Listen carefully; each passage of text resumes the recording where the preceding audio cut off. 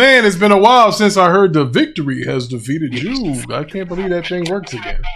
So I don't know. It's Joe, you got some stuff going on in the back. Sounds like there's a couple of ghetto birds flying over here. You got something going on over here. Well, that's that Forza. All right, ladies and gentlemen, welcome to the Watchtower. Sorry that I'm late. I was installing at Crimson Desert, and I had to have the optimal graphic settings. The best place to play is on a PC, despite what Andre tells you. So, ladies and gentlemen, I have two movies that I want to give reviews on that I did see. And Dre, you got that echo is going to kill us. Hold on. Okay, so what I want to show you guys is, so we're going to go with the weekend box office. And this past weekend, the Backrooms was #1 at $81 million. I saw that movie. What? Yeah, bro, I can't believe it either. And the previous #1 was Star Wars, The Mandalorian, and Grogu. Now, let me get to this. First, let's get to the Star Wars and Mandalorian. That was last week. We didn't have a show last week because of Memorial Day. Now, if you look, Star Wars and The Mandalorian, it cost $165 million to make. Unfortunately, it's only at $246, which in other movies, a lot of people say, hey, that's a W, right? But this is a Star Wars movie. And Star Wars movies usually do 3 times the budget in usually the opening week. So this is...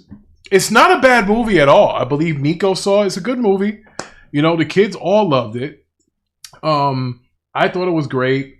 But, you know, it's going to take a lot to get the casual Star Wars fans back in the movie theater because of things that they didn't like on Disney+. Let's not forget that Han Solo movie. That was a dud too. So, you know, listen, man.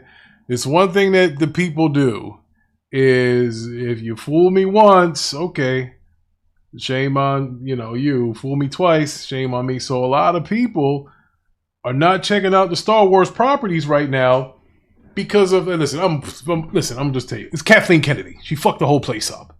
Okay, that's what it was. She had the place reeling. It was terrible. But Buddy that runs the Clone Wars, the animation Clone Wars, he's in control of Star Wars now. And let's see if they can turn it around. Now, listen, 246 worldwide, that's not something to say, oh, it didn't do that well. But by Star Wars standards, that's not very good. But, we'll see what happens in the coming weeks or coming days. Because I got to tell you, if this thing doesn't get some momentum quick, this shit's going to be on Disney Plus and on 4K Blu-ray in no time. So it's got to get some, one thing about the summer movie madness is if nobody's going to see your movies, they will pull them from the theater. They're not just going to sit there and let your movies take up space. They get them up out of there because then it starts costing the studios more money to keep the movie in there than it's making.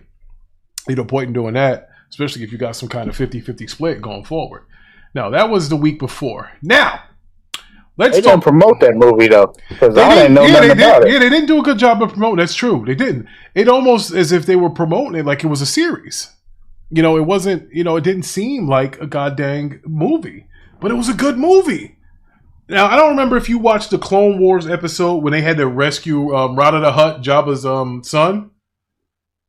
It was one of I remember watching it, but I don't... Yeah, a while ago. But anyway, now Rada's, he's all grown up now. And he's jacked up too, and he's a fighter. He's fighting in some kind of tournaments because he owes money to somebody, and it's his last fight. And he wins it. He does this last fight. He wins this last fight. He gets his freedom. He's square. He doesn't know the guy anything. But obviously, they're going to try to pull shenanigans. So what happened was that his uncle and his aunt sent the Mandalorian to go and rescue him.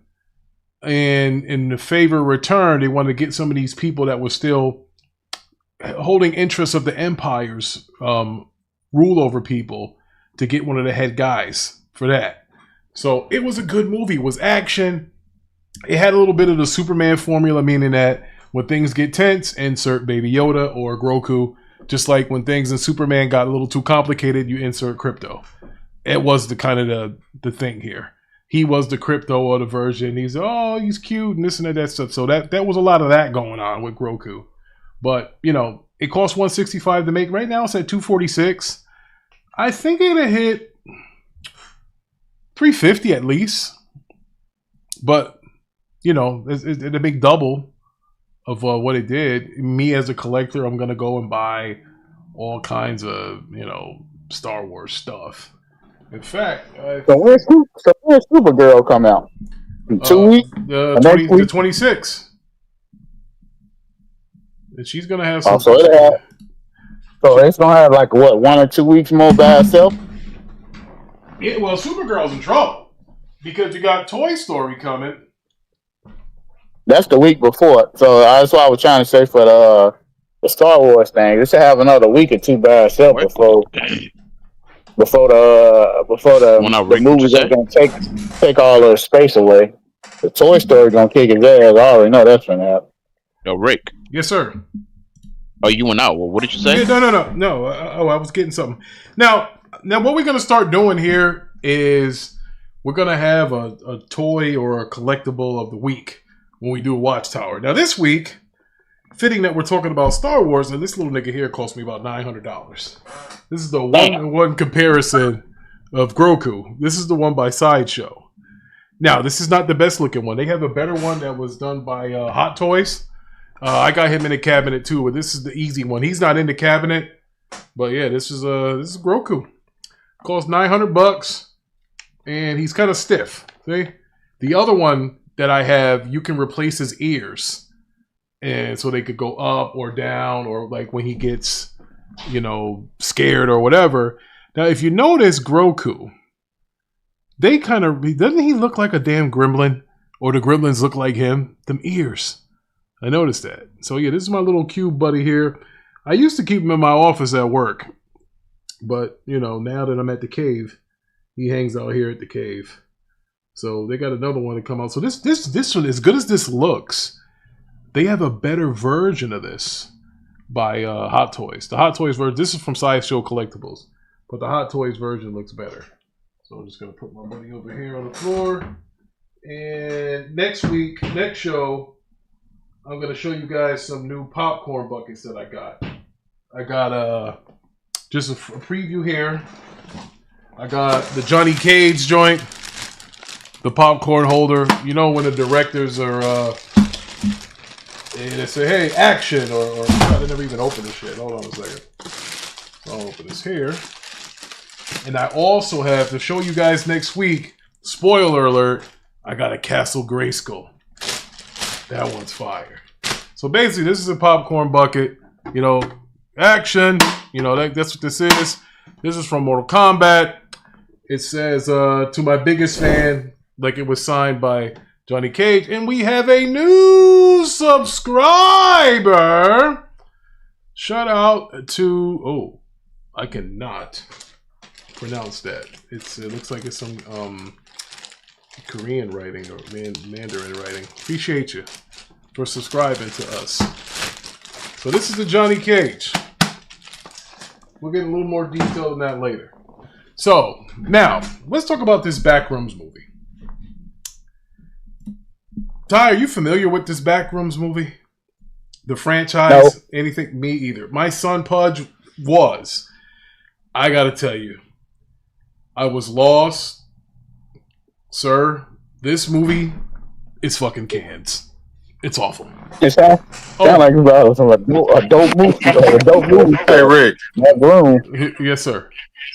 There's like 2 hours of YouTube footage that you probably should watch before you see the movie. He saw it already. Backrooms? Yeah. Yeah, my son was saying that. He was like, yo, you got to know the backstory of it and this and that, whatever. I was like, Pudge, this movie's cans. Yeah, it's an extensive backstory on YouTube. I'm talking about like a couple hours. Like, I'm serious. Now, is that why it was like heavily, like the kids loved it? Like a lot of young kids liked it. I guess because it was like a YouTube sensation. I think what you're talking about. Because, brother, I had no idea what this was about. From what I get, this back room, it's like a alternate universe. People look like a certain way, and then the black dude who owned the furniture store, we're talking about you can eat these people, and oh fuck me, bro. I don't know where to start. I don't know where to stop. But I got to tell you, this movie made $81 million. And yeah, check out them videos. It might give you a different perspective on the movie. I watched a couple of them. Yeah. I didn't watch all of them though. Yeah. So now this film cost, oh my god, it probably only cost a couple $100,000. $10 million to make, and I believe $9 million of that went into the freaking marketing budget. It had to. Now, I love the setting. The setting was in 1993. The 90s were my favorite year. Well, I can't say they're my favorite decade because that's when Magic Johnson announced he had HIV. That bothered me. That was in 92, 91, actually. So I didn't like that too much. But, I got to say, look, I don't want to be the guy to say that this movie was bad and hurt its views or people going to see it. It just wasn't for me. But for my son who loves YouTube and who's watched a bunch of stuff on YouTube about this, like Dre said, he loved it, man. He thought it was the cat's meow. In fact, he said he'd rather went to go see it with his friends than with his family because we were bitching about how we didn't like it. So that was the backwoods, the back rooms, which is the most profitable movie to date right now. I mean, it cost $10 million. It means $118 million worldwide. Holy shit. That, my friend, is what keeps you in business. That keeps you in business. That is something. My God. I have to give you some pushback, Ricky. All right. Give me some pushback, brother. Listen. Well, no. It was just your last comment. Obsession, I think, is right now the most profitable. That was $750,000 to make, and they made over $148 million. Glad you mentioned that worldwide, because that was number 2. Now, okay. My bad. Okay, no, that's cool. Obsession was 100. It said 148 million worldwide, and that movie didn't look like it took much to make either. That was about a guy. Yeah, it was only. He made $750,000 to make it. Wow. Now let's see. Now, Obsession. Let's see here. Now the thing here is, here's the thing, all right? Now, let's see here. All right, so we're at 148 million. Now, if it came out in September at the TIFF, if you guys know what that is, the TIFF is the Toronto International Film Festival. So it came out in September of 2025 there, but it had its wide release in May 15th. And Freddy's right, it was cheap to make, but the budget ended up being $15 million because of marketing. When they throw that marketing in there, so yes, you got to be careful. Yeah, that's true. That does bump it up. Yep. Marketing bumps it up. Same thing with the Blair Witch Project. I think the Blair Witch was the most profitable movie in history. Like, if you look at the Blair Witch Project, I always do this when we talk about profits. Blair Witch Project. So the Blair Witch Project, which came out in 99, it was one of those first movies that people walked around holding a camera and shit. Like, what was that movie with like a Godzilla type creature that was walking around and people were holding cameras? Cloverfield. Oh, yeah. It was with like Cloverfield. Yeah. It was like a Clover. Blair Witch started that with the person holding a camera and all that stuff. And they did because the movie, the Blair Witch Project's, the budget was between $200,000 and $750,000. And we all know all that shit was freaking front loaded with advertising or whatever, because they didn't do a whole lot of advertising. This is 1999. The cell phone videos and stuff was in its infancy. It wasn't like it is now. And people were lead you to believe that it was real. So long story short, this thing cost $750,000 to make. It made $248 million at the box office. You can't buy a lotto ticket that bigger. Like, that is crazy. That's insane. Yeah. Like, that's why they made like 5 or 6 of these goddamn movies. It's because they was like, hey, we're gonna keep making them.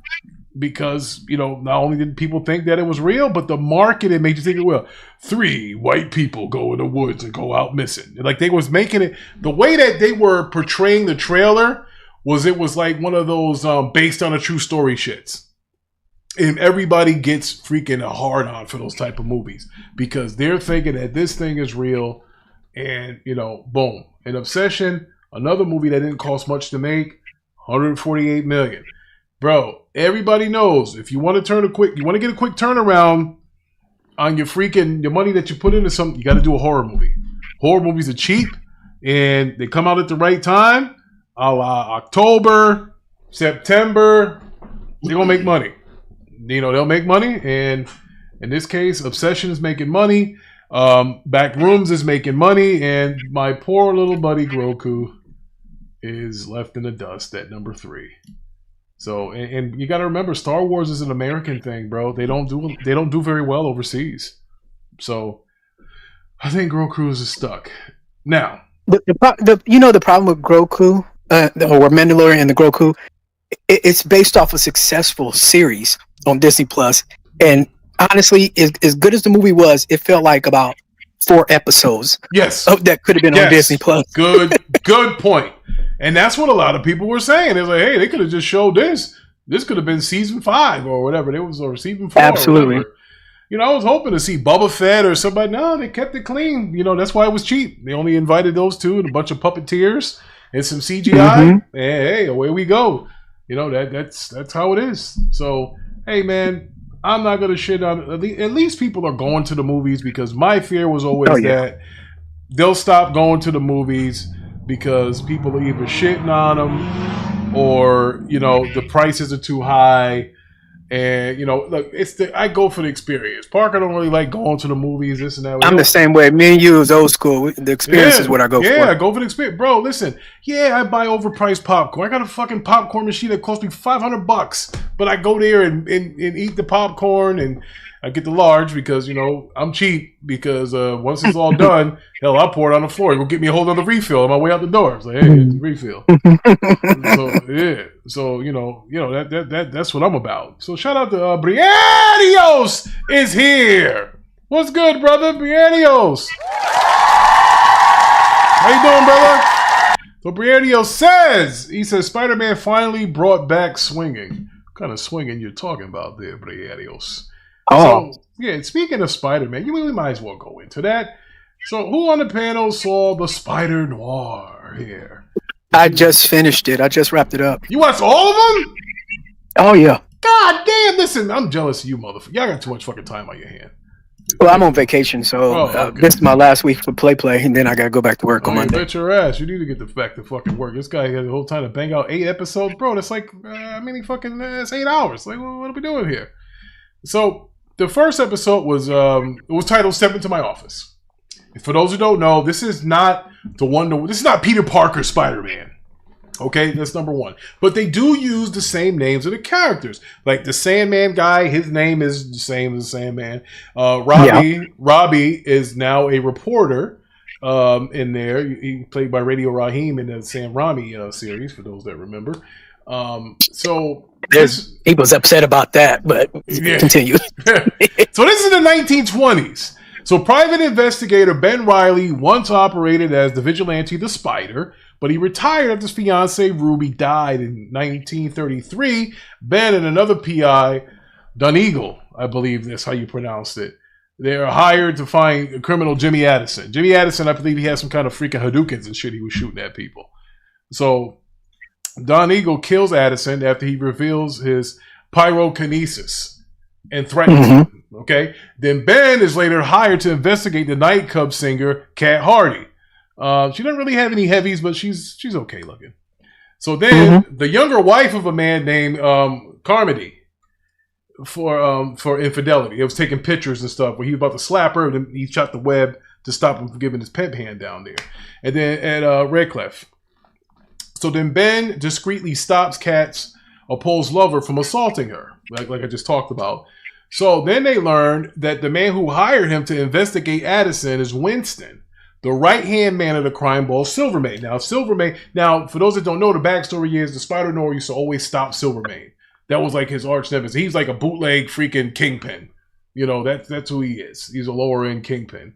You know, if Wilson Fisk was around, he'll crush this guy's skull. But anyway, so Benedict's secretary Janet, who he has issues with paying her, by the way, also discovered that Kat's companion is Mayor Alfred Morris. So they dropped the case. They don't want to get the mayor. See, back then, people actually had some kind of decorum where it was a higher up person. They was like, you know what, we ain't gonna push the buttons, man. Look, we don't want to mess with mayors and none of that stuff. They just leave it. So they dropped the case. After learning that the police recovered Addison's body, Benz goes to the Alcove nightclub to blackmail Kat. I remember he said, I got the negatives. And to warn Don Eagle about Silvermane. Silvermane tortures and kills Don Eagle, while Kat sends Flint Marko, Sandman, Flint Marko's the Sandman, a man able to turn his body into sand after Ben. Then they had this little fight on the top of the roof and shit. It was kind of crazy. He threw him off. He swings. He comes back around. He hits him. Blah, blah, blah, blah. Nice fight scene. And then Ben abandons the blackmail the next day. He told her, here, take the negative. Won't cost you nothing. And then after that scene, him and his secretary are arguing about money. She was like, yo, why didn't you get the money for it? She said, I can't work for free. Blah, blah, blah, blah. She want to leave. And then the next day, Rick, why are you spoiling it for everybody? Well, you should have saw this by now. This is only the first episode. I was wondering the same thing. You go through all of it. Yeah, like, what the viewer. I'm talking about the viewers, the people who are watching it. Well, the people that who hadn't watched. Oh, you didn't watch it yet, did you? I seen it. Oh, okay. Well, that's what we're here for, to talk about it. If you're here, you saw it already.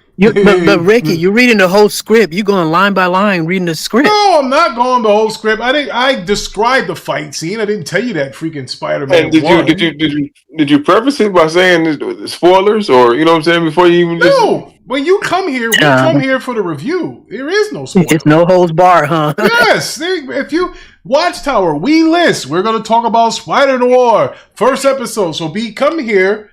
You better had watched the first episode. That's what we do. We've always done this. That's what we have. Now, I'm not going to talk about episode 2. So for those who you think I spoiled it, get your ass on Prime. Watch the goddamn thing. And we're going to go over episode 2 next Monday.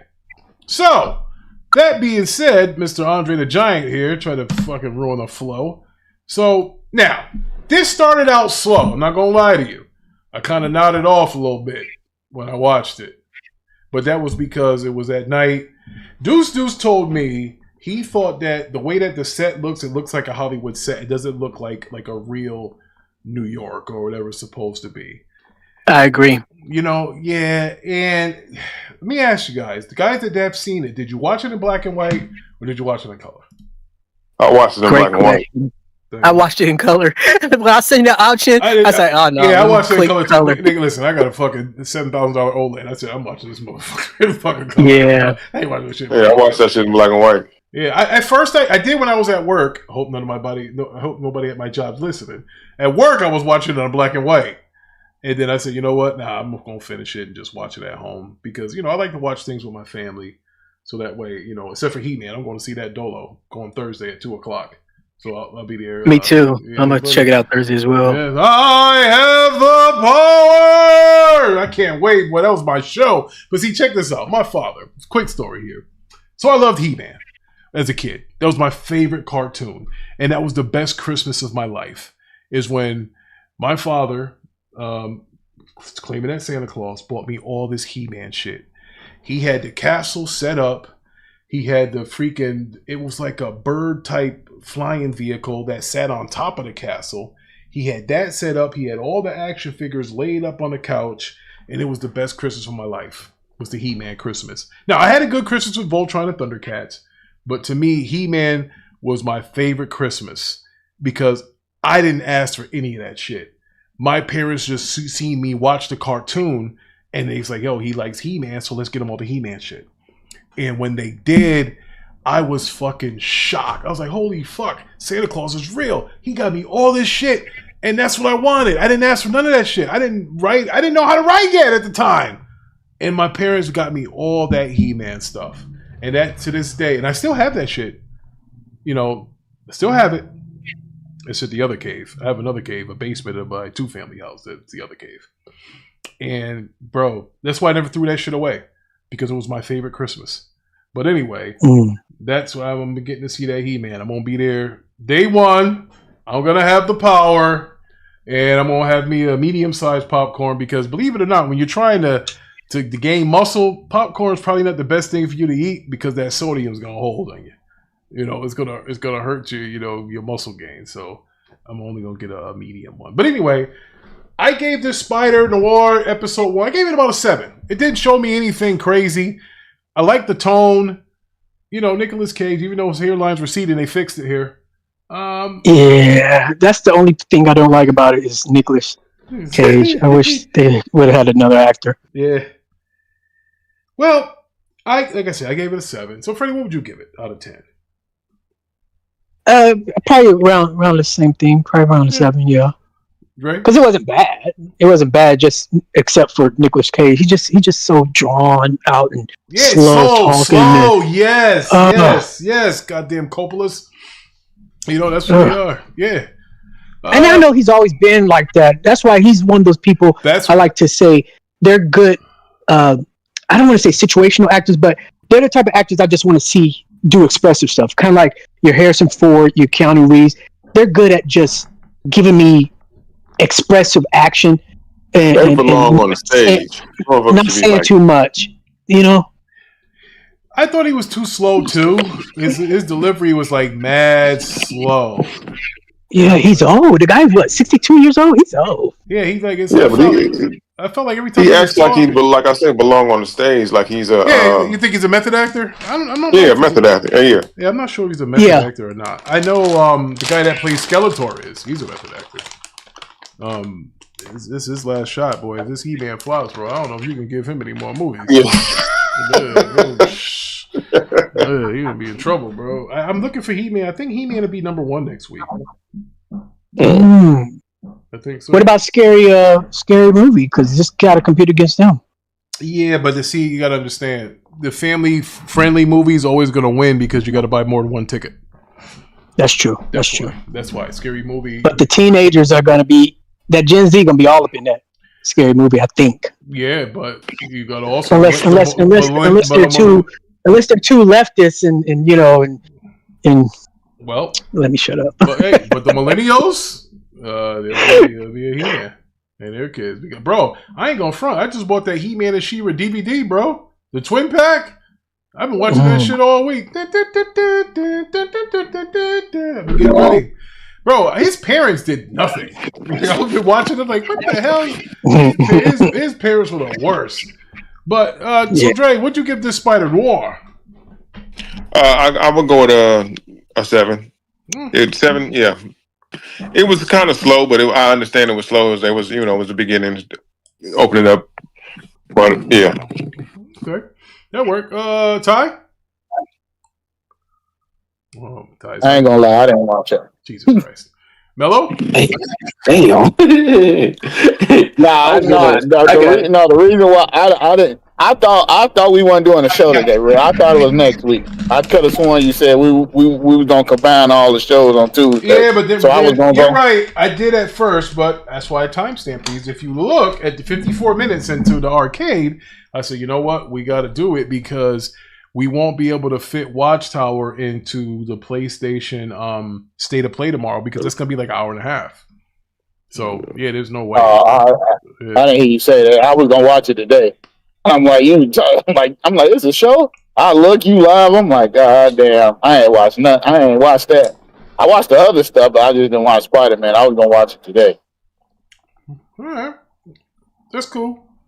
Melo, what say you? Me, episode I'm 1. giving that joint an 8. The reason why I'm giving it an 8, nigga, it took me a minute to find the goddamn black and white joint. But when I got it, fire. I watched it in color. I was like, I wasn't too much intrigued in it. But when I watched it in black and white, the mood was right. The setting was on point. Feels like Sin City. Feels like Sin City. Yeah, and the acting was on point. I fuck with Nicolas Cage, so it was good to me. I'm gonna give it an 8 just to starting off with the first episode. Yeah. No, so I gotta be colorblind to like this show. It was a 6 at first. Yeah. No, but you know how it is though.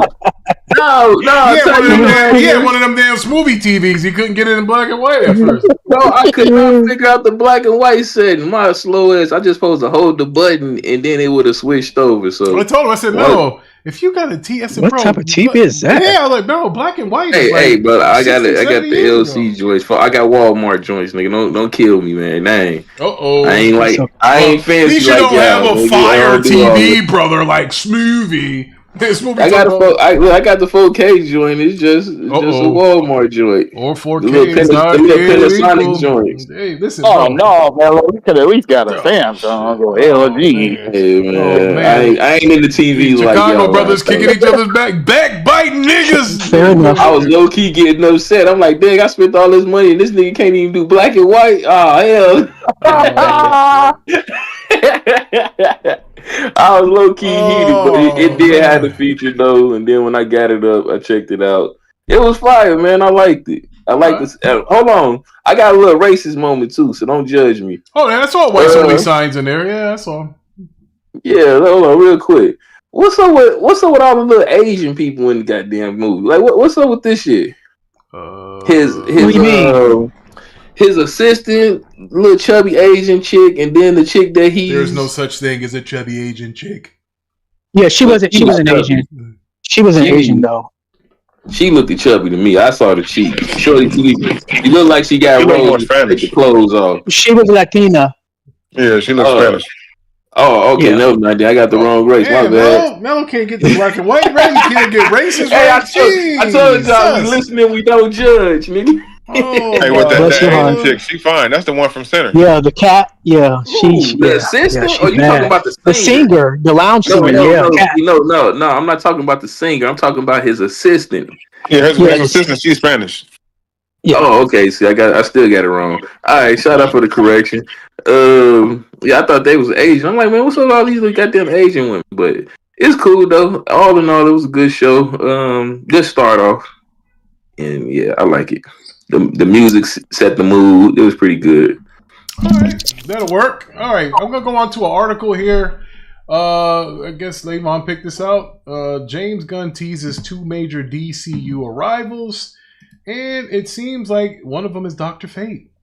With both Band of Tomorrow and the second season of Creature Commandos on the way, along with the Mr. Miracle animated series, both other projects beyond that remain up in the air for now. Man, they're in trouble. Coming to Paramount Warner's merger likely to impact and will or won't go forward. So they're talking threads, they're answering fans' questions. Gunn recently asked if we'll see General Zod, Doomsday, Dr. Fate, Black Adam, Ultraman, Darkseid, and his DCU. Gunn responded, 2 of them in not too long. Now, one of the problems I have with James Gunn is it's hard to start a DC universe without DC's most popular character. I understand that there's other Batman shit going on. Trust me, I do. But there's got to be a way for you to give a cameo of Batman in these movies. Until that happens, nobody's going to take this DCU serious. It's just not going to. Like, I mean, when you think of DC Comics, you don't think of Superman. You think of Batman. You know, Batman is the problem solver. So you can't, bro. That's like, that's like Mario not being on Nintendo. And as you see, the Switch would have moved more units if they had a single Mario game. But they did. They had the little kart game, so he was on that. Nintendo's not going to release a console without a Mario game. DC shouldn't be releasing a universe without Batman. It shouldn't happen. So that's problematic. And Yada, what's good? Yada's here. What's good, bro? Oh, even if they're just telling a story about a particular character, like, could it just be one work, that they're doing? Yeah, well, see, that's the thing, Freddy. It's like, okay, we know that Matt Reeves has his Batman universe, and that's fine. But it doesn't mean that these people, especially with this Clayface movie, especially with that Penguin series, you gotta have some mention of Batman. Like, this isn't gonna work. Like, bro, everybody knows Batman's been carrying DC Comics for the last, since 89, I would say. Since 1989. Oh, that's what you meant. Oh, okay. That's probably why he ain't doing it though, Rick. He's probably trying to let somebody else get a take off and then bring him Nobody in. wants to see that though, Ty, because those guys stink. Moldy is here. The Penguin did. The He was good. Easy He didn't killer. need a Batman from I'm Batman talking for that about heroes. Nobody wants to see Superman anymore. Nobody wants to see Flash. Nobody wants to see those guys. So you talking about the protagonist? Okay. Yeah, nobody wants to see. Bro, they want to see Wayne. They want to see this rich nigga do something. They don't want to see. But that's Superman. Nobody care about Superman. When it comes to Batman, we like Superman. I grew up with Superman. Man, skip Superman. I don't care about that nigga. Anyway, with Batman, I can see what you're saying with that one, but only reason I give you some kickback with it is because he has enough characters with enough depth. If they get the right actors, like we seen with Penguin, I think they can pull it off. Well, he tried Peacemaker. Now, I ain't gonna say do it forever. Don't get me wrong. Yeah. Like maybe you can do a feature with Bruce Wayne here and there, but you don't have to just sell it with Batman with them. That's how much depth Batman characters or enemies have with them. Yeah. So, long story short, the article we were talking on, supposedly it's supposed to be Dr. Fate in Man of Tomorrow talk, but so far there's been no indication of that. But Matthew Lillard's in there. He's going to be Plastic Man. So we'll see where this goes, bro. I mean, oh, God, they're running out of chances. They're running out of chances. Because would you say that, Rick, would you say Penguin was a success? Yeah, I would think so. I mean, I went and bought the series on Steelbook. I thought that it was something that was worthy of my collection. Yeah, I thought it was. This dude is a collector. Yeah, I thought it was worth it. You collect people too, don't you? Well, 3 of them at least, but I made them. Okay, fair enough. So so we'll see what happens with this. And now, other MCU news we have today too. Thank you, via Lavon. Apparently, Kevin Feige says the Brand New Day is the first MCU Spider-Man movie to focus on a web singer's classic elements by living in a rather sad apartment. So basically, they're going to give you the Spider-Man from the Sony game. The nigga that can't make rent. Mary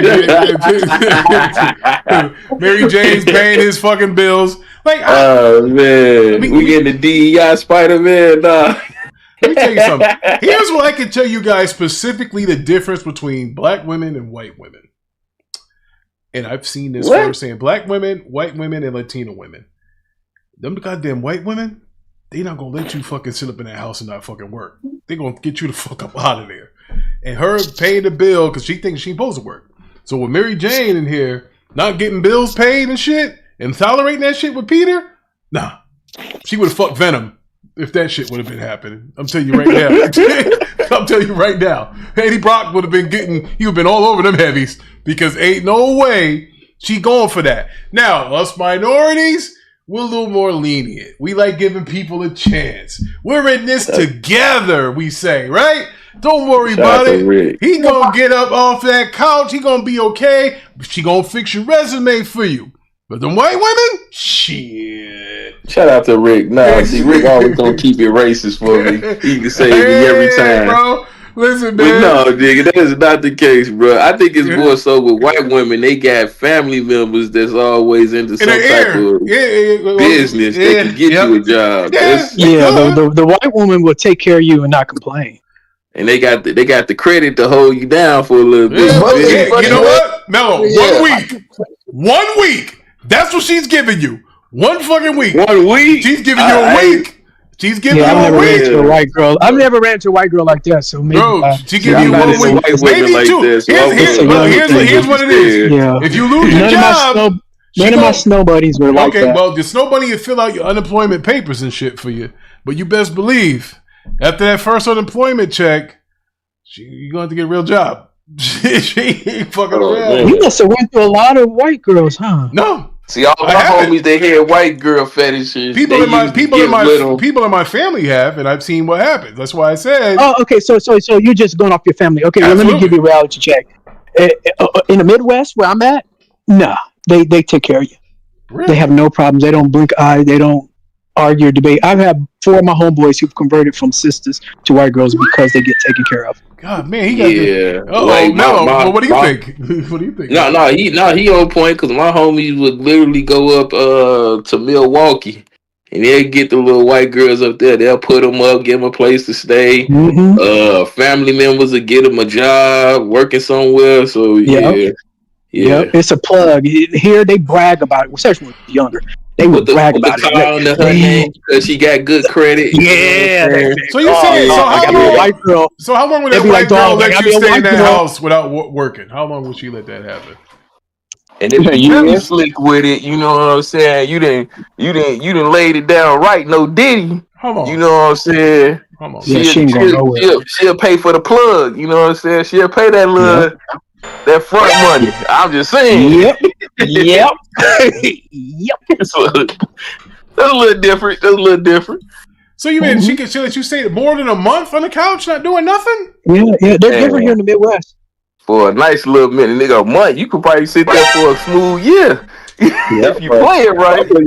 Couple years, honestly. Yeah, if you play it right. Wait, who said a couple years? Did Ty say that? Yeah. That's true. Yep. I seen it in action, Rick. They don't make us. Our snowbuddy's different. They are different here.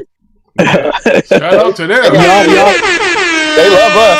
I don't know about down there when you live, Rick. They love us. Well, keep in mind, the Rick is in the North. You know, they're probably thinking, like, you niggas ain't worth slaves up here. Get your ass a job. Don't get like the North. Hey, Rick, don't get one of those them preppy white girls. Oh my God, nigga, they gonna go extra for you because they already feel sympathy for you. You know what I'm saying?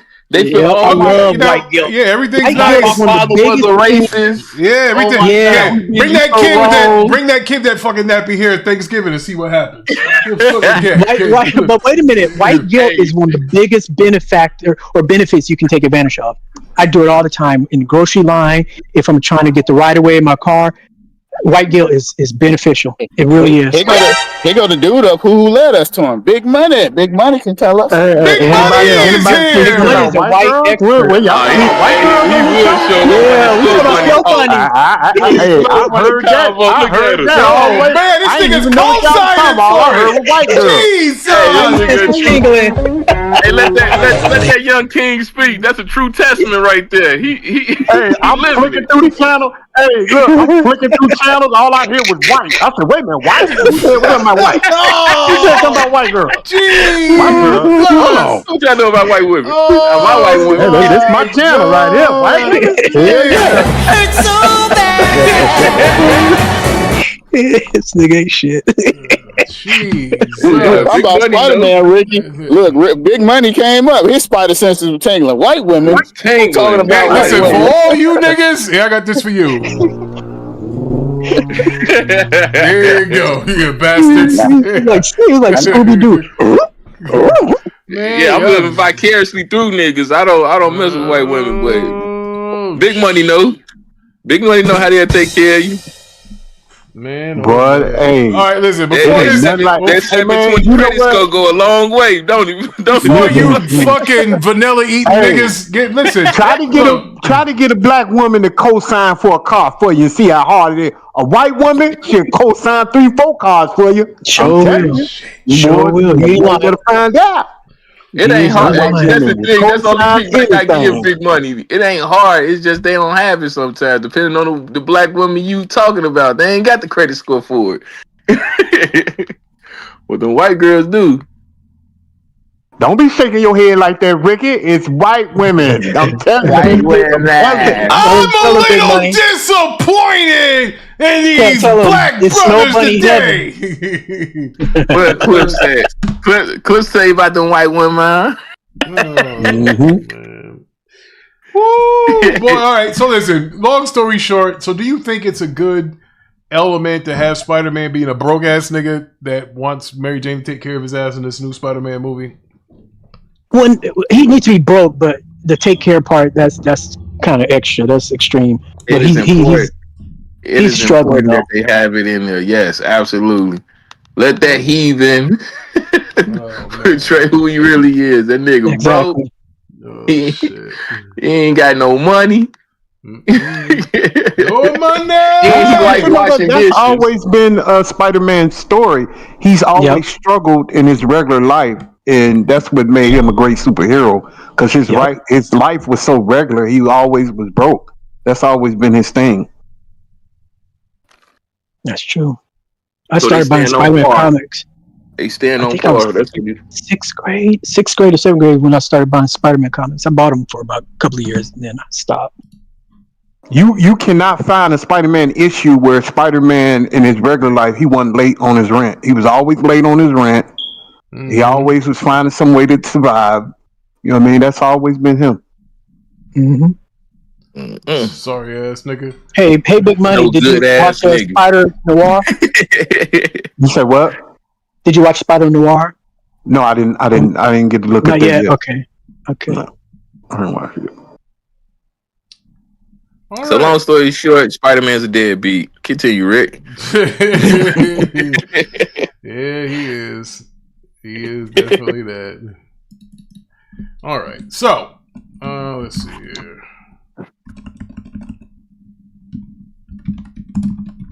All right. So now we are going to talk about. Hold on a second. Who was number one at the box office? The Backrooms. The who? The Backrooms. The Backrooms. You didn't watch that? Ain't no porno. To the who? No.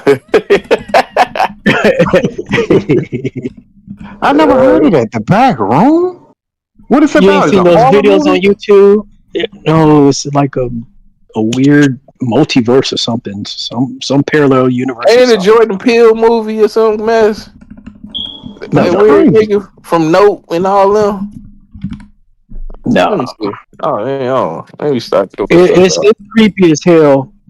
Long story short, it's this black dude inside. What I got from it is a black dude inside this wall or something. He found a secret passage, and then it's like a yellow room with all these areas he can walk in. I don't know, man. Supposed to be scary. Some shit. It's like an upside down world. It's creepy. Like, I don't know if you've seen there was a Backrooms on the YouTube. It's like I've seen it. Like it's like 4 years old. If you watch that video, that was where they got this from, and then they decided to make a movie from it. Oh no, it's Kane Pearson. Pearson is the film director for this. I don't know who that is. Whatever, he was doing coke when he directed this. Long story short. Go to his YouTube channel, Kane Pixels. You'll see his original footage of it. Rick looked at what come out next Friday? Don't He-Man come out next Friday? This Friday. Thursday. Yeah, this Thursday. I will be going to see it at 2:00. He-Man and the Masters of the Universe. All right. So now let's talk about that Darth Maul and how the season finale went on the Darth Maul. What did you guys think about this Darth Maul here? For those that saw Darth Maul, first of all, show of hands, who saw Darth Maul? I've seen it. 9.8 out of 10. Oh shit! 9.8, you said, out of 10? Yep. Yeah, I've heard it's good. I haven't started it yet though. I heard it's good though. Big Money, did you watch it? Yeah, it's. I give it the same. Yeah. I give it 9.5. That whole series, I think that's a real good series. Good. I liked it. I enjoyed it. I gave it a 9. The only thing that bothered me was, I don't want to spoil it for people, but when you know who shows up, I don't like the way that he handled them, because I always thought if those two ever had a lightsaber sparring contest, Maul would fuck him up. You thought Maul would mess you know who up? Absolutely. He's crippled. If Maul wasn't crippled, then I would probably try to second that. Hold on, now you don't want to say the name. You don't want to spoil it now. It must be Darth Vader. He must be talking about. You bet your ass it is. There is no way that he should be able to stand toe-to-toe with Darth Maul. No fucking way.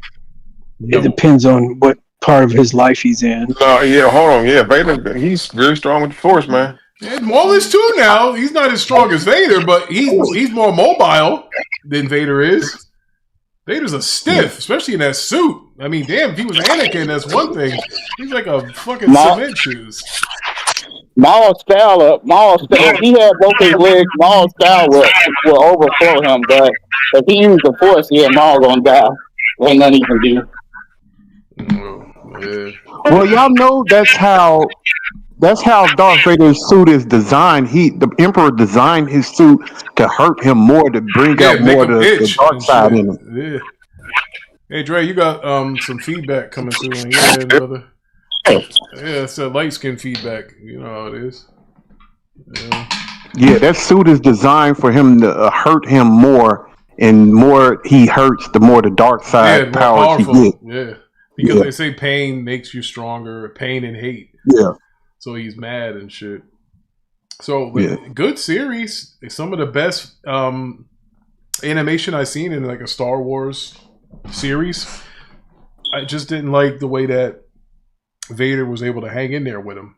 No fucking way, bro. I never liked the way that freaking Vader handled Dooku either. Like, Dooku used to beat the hell out of Obi-Wan and Vader at the same time. Hell, he even gave Yoda the business. Count Dooku was that nigga, bro. Like, he got that fucking lightsaber. It's got that fucking curve to it. Looks like my joint. Like, man, this dude here, boy, that motherfucking Count Dooku. The man Rick with curveballs out, just saying the weirdest stuff. Come on, Rick, man. You know what, Rick, I don't understand about Disney is that Disney has an opportunity to make a trilogy of when Darth Vader first became Darth Vader until The New Hope. They can I would love to see a trilogy about Vader, about him being pure evil through the whole. I don't want none of that good side shit. I want pure Darth Vader. They got a beautiful chance to do that. I think they will. I think they will eventually. But right now they want to try this new shit. So I think you will in about 12 years. You'll see something like that. That'd be too late. I'd be damn near dead. We'll be dead. Yeah. No, he's not. Yeah, we'll be dead. No, we won't be dead. I go to the gym every day. I ain't gonna be dead. Shit. The reason I left all these goddamn weights. You never know. Now, listen, in case somebody that's behind in that rent decides to fucking shoot me, then that's a little different. But other than that, hey, good series, good fight scene. I don't understand how Vader can beat the shit out of this guy, but then Obi-Wan shows up and he beats the shit out of Vader all the time. Like that, there has to be some kind of fucking balance here. I had enough of that shit. That's because he's stupid. Yeah, I can tell you why, because Darth Vader's stupid and still the same person he was, and he didn't get no better. And the dude who he's trying to hold me back. It was Obi-Wan's fault. Remember, he was always bitching. Oh man, he over here trying to bring some back. This is my whole problem with the situation with him, Rick. He did that to learn how to bring somebody back from the dead and never learned it. Does that make sense to you? Oh, that's right. Together, we can do it. Right. So, you're right. So, yeah. Wait a minute, to bring back who from the dead? Padme. He never brought her back. Remember, he was teaching them the power. That was a lie. He never learned that from Palpatine. Never learned that skill from Westman. That was a lie. Oh, you don't think he ever learned it? Well, hold on. That's what I'm saying. Palpatine brought himself back to life. So Palpatine brought himself back to life. Remember, he died in Return of the Jedi, and he was able to transfer. He transferred himself. I don't think they said he died, Rick. I think he survived. I don't think he died. Yeah, he transferred himself into somebody's body. His force went into somebody else's body, and he had them build him a clone, and then he created Snoke. That I have to check that. I have to check on that. I don't think he died. He Yeah, maybe he like you said, transferred, but I don't think he died. Because remember, like, he still had the same body. He was just all messed up.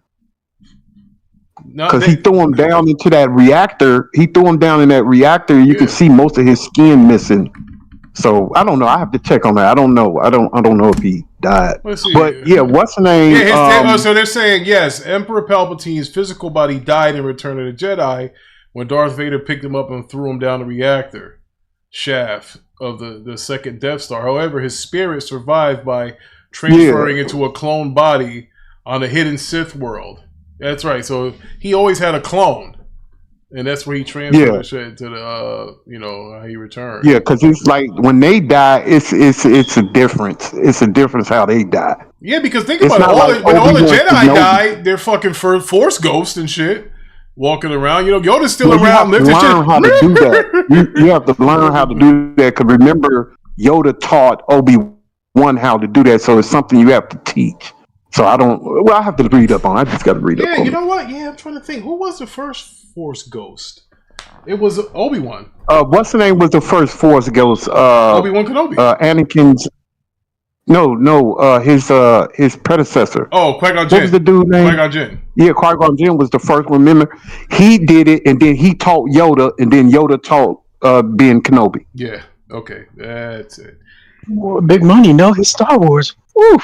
Bro, I'm a Star Wars geek. That's my shit, right? That's my number one in my life.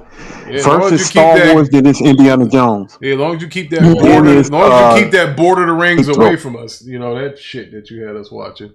Where the hoes at though? Oh man, we ain't got no holes. We doing the show, brother. Ain't no holes in here. Only holes is that one that we saw over there on Twitter. The one getting pounded for 34 minutes. What did he was saying? That's you got to understand, Rick. That's his intro. Wherever he go, that's how he come in. Where the hoes at. That's his intro. That's true. Oh well, there's Parker. There's Okay. All right. So now what we're gonna do now is we're gonna talk about this from episode 1 from season 4. Oh my God! Listen, this fucking thing is slow as molasses. I'm ready for them to shut this shit down. Yeah, I am too. I fucking used to love this show when it first came out. I was, it was a black lead, so I'm in for it. I don't know about the rest of you, Uncle Ruckus. And I was like, yeah, this is cool. But then now I'm just fucking tired of it. Just let them all die or go the fuck back on that trail where the tree's down and get the fuck out of this town. This is stupid. I'm tired of it.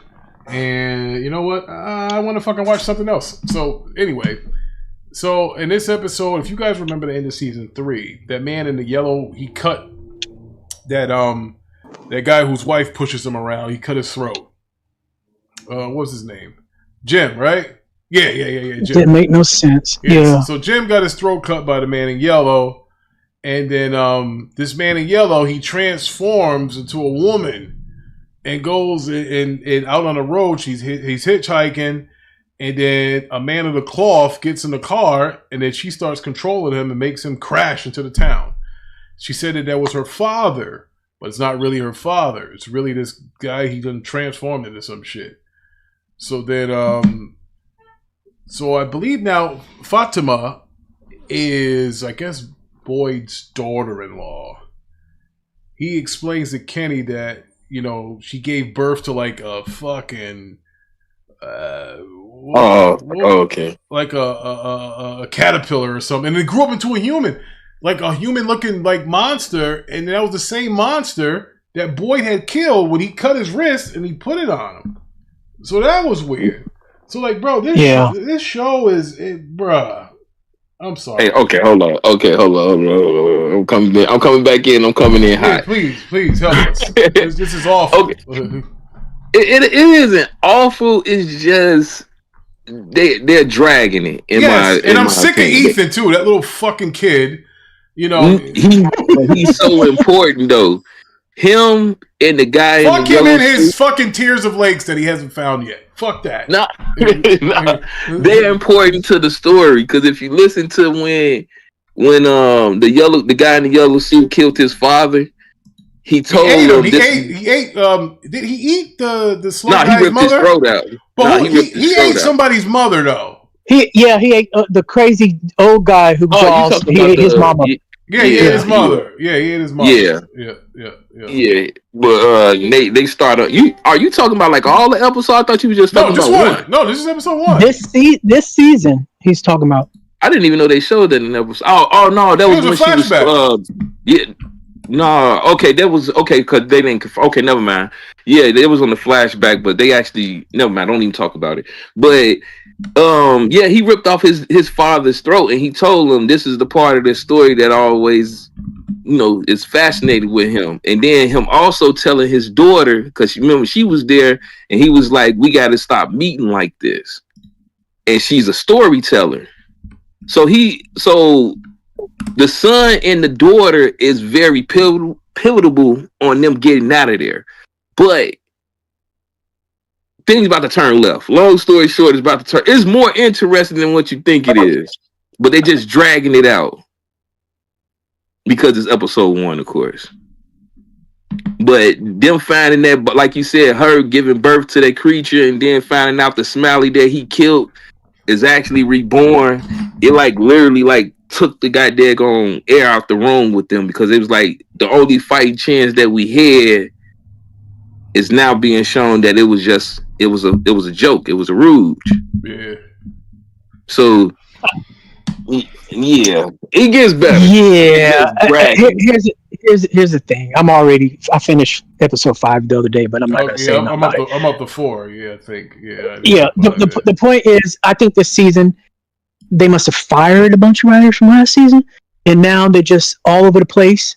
Because they understand that there's still the dangerous creatures that can get you at night.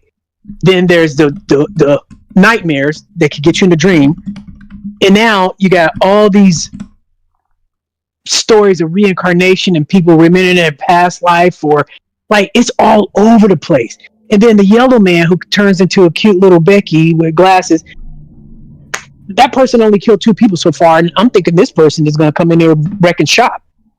No, that little girl's too busy asking a bunch of questions. No, let me ask you this. I'm glad you mentioned that, because there's a lack of communication in the show, Melo and Freddy, because they never talk to each other or share information or anything leading to. They have the same fucking arguments and shit all the time. Yeah, all the time. They never fucking talk to each other and say, "Hey, I fucking saw some shit. Don't go in this tree, motherfucker. Or you're gonna come out and end in this pool and shit." They never fucking communicate, and the shit, it gets fucking dumb. No, because what's happening is that's part of the story.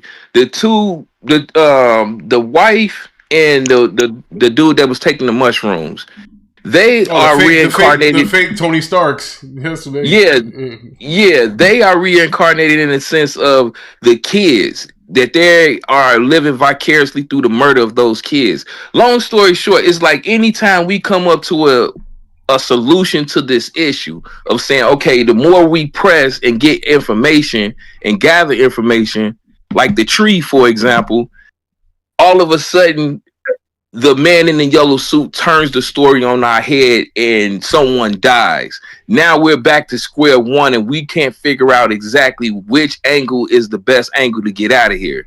Like I said, old girl having that fake pregnancy, and then all of a sudden you see the Smiley come back. It confirms that, regardless of what we thought we had to combat them, we can't.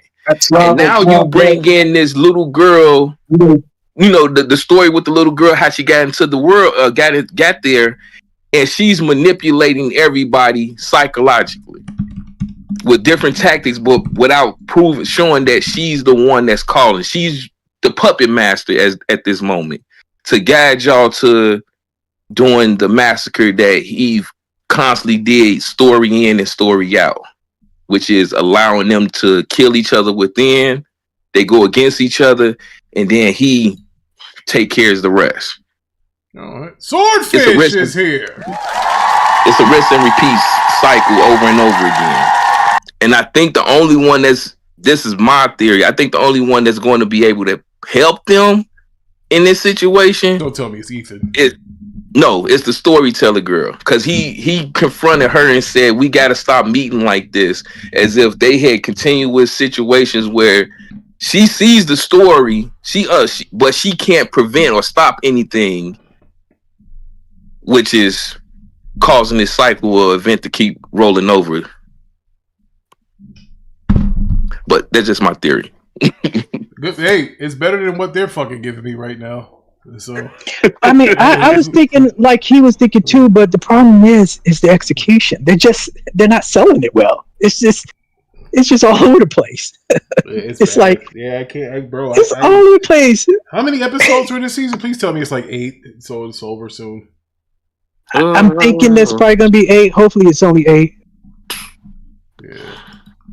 Hopefully, they'll be done with this because I don't think nobody's gonna give no more money to make another season unless they've already made it. It just needs to be aired because it's just not good television. I'm gonna be honest. All right, so it's going to be 10 episodes. Okay, 10. And the last episode will be June 28th. If a tree falls in the forest is the name of the episode. So. Okay. I think it's good. Like I said, we based it off the first episode, going off of Buddy dying, and they getting the results of that. It's a slow burn, yeah, but I'm still investing in it. Long story short, I'm still invested. Oh God, you're not gonna believe this. Uh-oh. Breaking news. Breaking news. From has been renewed for another season. Season 5. Are you serious? They just did that to damn me. Oh my God. I thought episode season 4 supposed to be in the fighter. They got a 5. Oh, okay. Another one. It's coming out in 2027. Oh my God. We can't get. Hey man, it's not as bad as y'all making it seem, man.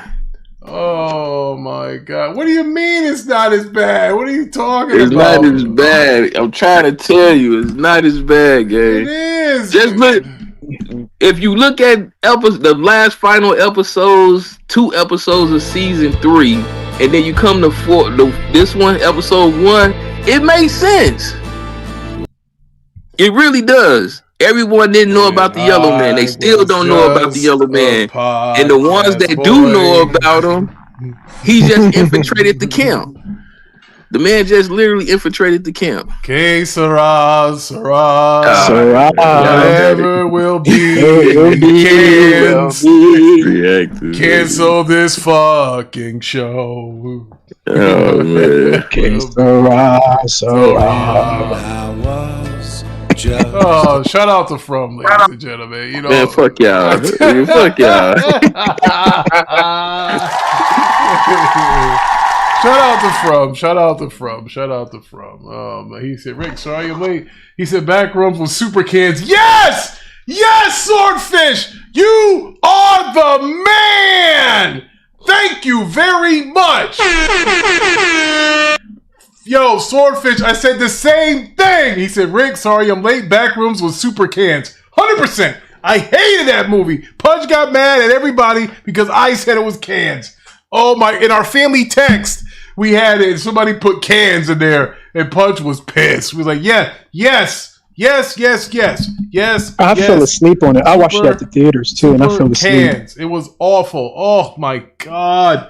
Bro, I got to tell you, I don't want to see that new Jesus movie either. I don't want to see Christ get the hell beat out of him again. Or is this when he wins this fight? Did he win this one? I think he wins this fight.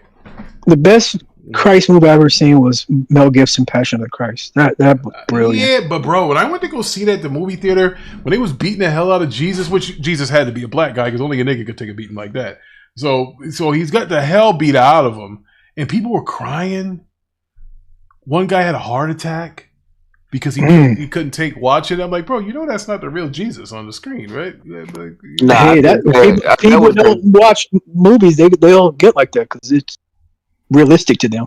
Yeah. No, I think it was that shock value aspect because we never seen something like that shown on theaters, and then of course it's being biblical. It made it even amplified. I don't think the sequel gonna have that big of an impact like it had from the first one though. They did fuck him up bad though. They had to hit him with that metal joint, and it stuck in his joint, and inside of his rib, they ripped it out. After that, I would have choked myself out. I was like, you know what, the hell with this. You ain't doing that to me. Like at this point, nigga, just get me y'all got it. Let y'all see. I'll hold my fucking breath until I pass out. The hell with that, bro. That is ridiculous. And the thing, let me above this God did, Jesus did all of that for us, and we go out here acting a fool. Bruh. Man, oh, man. Are you gonna put in the Game of Thrones new season? Yeah, when we do it, Game we'll of do that too. Thrones? Yeah, the Dragon Lady. She's got a new series coming Yeah, out. with the dragon. Oh, Season 3. okay. You talking about the Dragon? Yeah, I gotta go, bro. I gotta go watch. I hate when they do that. Sometimes people, and I gotta go over a refresher course and go watch the other fucking 20 episodes again because I don't remember. Now is this episodic like where it's starting at the beginning? What for? What you mean? The Dragon Lady? The Gang of Thrones, the dragon thing. Yeah, the House of Dragon. Okay, yeah, this season 2. This season 3. No, this season 3. This season 3. This season 3. Oh, yeah, I own the first 2 on Steelbook. Que sera. All right, last but not least, so we can get the hell up out of here. We're gonna talk about that boys finale here. Where it's I gotta tell you, man, how the mighty have fallen. Bro, cans for sure. I mean, you got this guy Homelander who has raised hell since episode 1. Since the beginning. Goes out like a bitch. On his knees, powerless, offering fellatio. Oh my God, this was bad. Shout out to Damn Movie 140. He said, "Do you think Rose cried when he saw the Passion cry?" Yes, I do. I think he did. Yes, 100%. Yes, I absolutely think he did 100% cry. But listen, they had a guy in the theater, bro. I don't want to get off topic of the boys. He was crying like a fucking girl. I'm like, bro, that's not the real Jesus. Like, bro, he gets powers in a minute. Like, what are we talking about here? But yeah, he was crying. I was like, all right, cool. Listen, it was disturbing, but I didn't cry. I was like, fuck, that's pretty gory. I mean, you know how Mel Gibson feels about the Jews, so hell, I think that's why he made that scene like that. I was like, for those that don't understand, Jesus was Jewish, by the way. So for those that think, he was a Baptist, no, he was Jewish. He's from Nazareth. He had an afro and a curly beard, and man, it did him dirty. But back to this Homelander stuff. Listen, folks, I gave this a 5. I don't know. I mean, come on, what are we doing here? The ending really sucked even more, where they let weak ass freaking the weakest Dewey pencil neck. Yeah, oh my God! The best character out of the whole series. It made no sense. Not to mention he plays Johnny Cage in Mortal Kombat 2, and it was just, I'm like, you gotta be kidding me. What a cunt. Oi, terrible. Oi, they did him dirty. I gave this a 5. I gotta tell you, I don't know if them little spinoffs made me hate the boys even more. It just got worse and worse, and I gotta tell you. But there is hope, because that new series with Soldier Boy looks like it might be something that I want to see. The prequel? Yeah. Because I think that was the best character in the last 2 seasons was Soldier Boy. Mm-hmm. Yeah. Hey, didn't that dude play Judge Dredd too? Didn't he play Judge Dredd? I don't remember, but he is the voice of Batman in the animated what's the name? What do you call it? Like the animated universe. Yes, he did play Judge Dredd. Jason Eccles. Yeah, I kind of figured that. He played a lot of roles, man. He played a lot of roles. Eccles a good actor. Yeah, he's pretty cool. His best role was in Supernatural. Yeah, that's where he started. Yeah, I like when he was you know how he's racist. He said, "Hey, a Jap in the Fury headed east." Yeah. Oh man, yeah, he's funny. He called what's her name? He called the black girl who's the smartest woman in the world. He called her what did he call her? He called her a racist name too. I forget what it was, but I was like, man, this guy here. They wrote the script pretty good. Yeah. So, a matter of fact, let me see what he called her. What did Soldier? I can't remember. What did he call? I can't get that song out of my head. Cleopatra Jones. That's what he called her. Cleopatra Jones. Yeah. Yeah, that nigga's tripping. He said, "Hey, Cleopatra Jones." I was like, "Oh man." Yeah, it was Cleopatra Jones. She was that girl. She had some height to her. She was a big girl too. You know, there was what's her name? I think she showed her heavies in that movie. By the way, I think they did. I think so. But anyway, I gave it a 5. Melo, what'd you give the boys? Unfortunately, I gotta agree. It was a 4, especially after listening to y'all Manhattan and them talk about the comic book and how different it was. It was like, yeah, I would have rather had that ending than the one they gave us. Shorty with the power, she got the nuke powers, and she doing all that flashback mess while they fighting, bro. That shit was annoying. Oh my god, that was annoying. And yeah, the SMB situation was crazy. Shout out the damn movie 140. He said, "Did you fire Nico for Freddy?" Like, nah, Nico just yeah, Freddy actually fucking fits in. He's a better guy on this than the fucking game and stuff. I think fucking we might have to do a little rotation fucking around here. Fucking Freddy's watched all the shit. Hey man, hey Freddie Wing, come on down. Freddie Wing been on work for like 3 weeks. This don't count. Yeah, that motherfucker's on point, bro. Listen, I get it. Listen, he ain't lying, bro. He fell asleep on the back rooms and shit. He's kind of fucking what we're looking for. I'm just saying, you know that fucking movie sucked. We have to hold that shit accountable.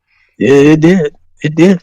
But man, yeah, I didn't like. Anybody else want to comment on this, boys? I'm so glad to get this. Nico, don't ever put this on the thumbnails again. We are done with the boys. Oh God, I would have rather them have that black girl there helping versus the goddamn Asian girl, because it would have made more sense. Because her damn powers literally counter everything he does. All she had to do was break his ass down because of the blood. Break him down, and they could have just finished him off. That makes most sense. But we know why they didn't want to do that, because she's black. And then... Oh, man. You know why. Stall them out. That's why the black lady got dumb at the end. That's why the black lady went dumb at the end. You didn't notice that? The black lady went dumb. They sent the black girl off. It just went all the black characters went up out of here. That's true. Y'all didn't pay attention to that. He's right. And you know what another negative stereotype they did was they made her hypersexualized. Like, ever since she came into the series, they just made her like this super like slut. She's screwing everybody. Yeah, I'm like, oh, come on. Y'all had to do the sister like that? But go ahead. She pushed hard in the butthole. She took it. Wait, man. Better. Go ahead, Red. You got it. It was that. Well, listen, there was that one scene when she said, I'm Ricky Hurts, take it out of me. And then, that was that. Okay. Yeah, you got it, Rick. You got it. They even had her on the what was the Teeny Bopper show with the Teen Mutants? She was over there like screwing the principal or whatever. I was like, wow.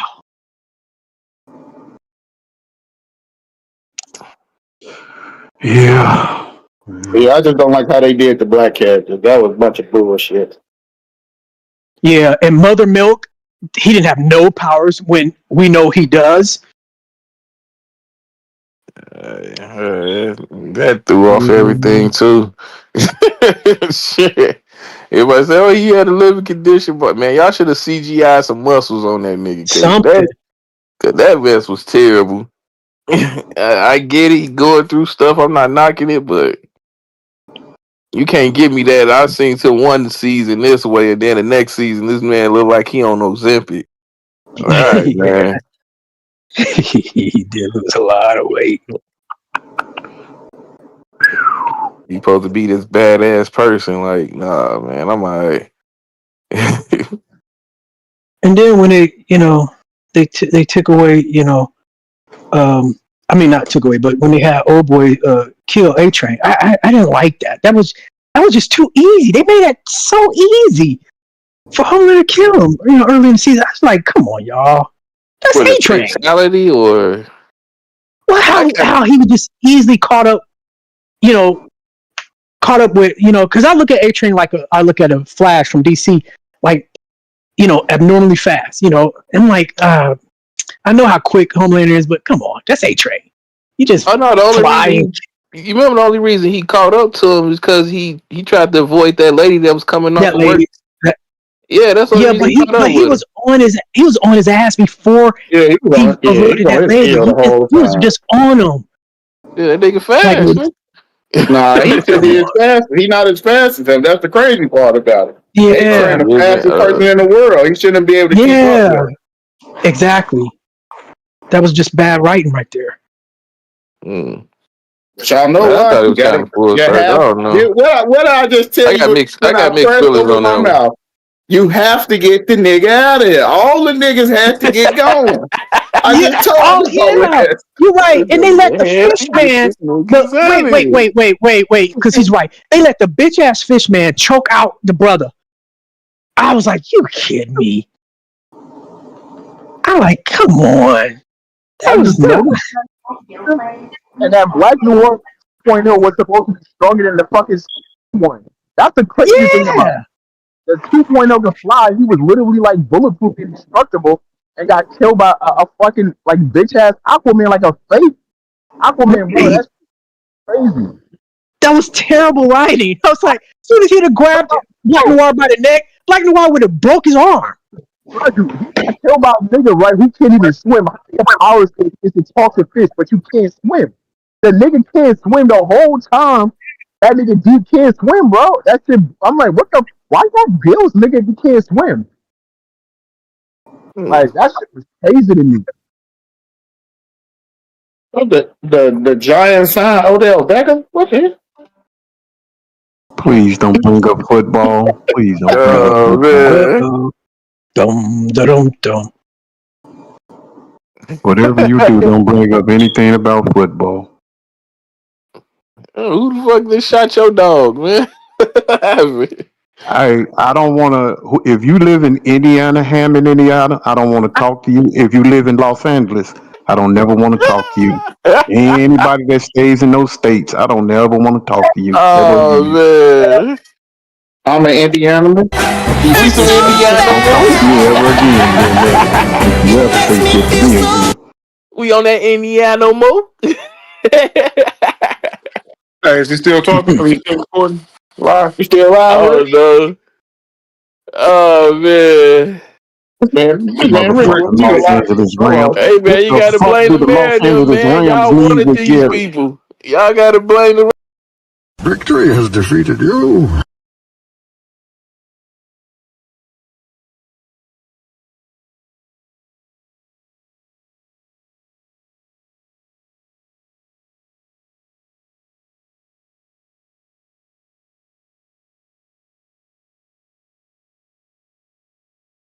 Victory has defeated you. That's crazy, man. I just can't win from losing. Fuck. He probably seen what was happening. They can't even get a stadium. He was like, man, I ain't coming here, man. Fuck. Y'all got living. They got living problems. They got worse problems than me. Drake, you see your boy Steph Curry just signed that 10-year with that new deal? Yeah, I seen that shit. That nigga's just hella money. You know how big this Chinese market is, my nigga? Only fucking thing we get, is the front of Madden. We don't want the front Madden. Give us some players. That's all.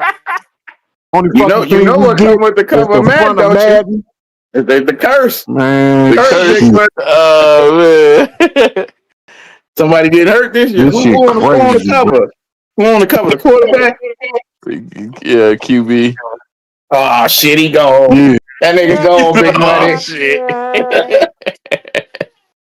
3 hours This shit crazy, bro. You should be excited, man. Y'all got Odell Beckham Jr. back. Parker already. Oh, that's Rick. Rick, you had left the room. Now you're back. Okay. Rick cutting. What the hell going on? He cutting up with that soundboard. Boy, Ricky Brown, your boy was going crazy today, boy. What's that goddamn dude with that big ass hat? That beat Marlon Gamer, he was going crazy today. He was up there getting all his donations. Shoney gonna show off 28 of these games. I'm like, oh hell no, it's too much. That nigga had his cap hat on for real. That nigga. Victory has defeated you.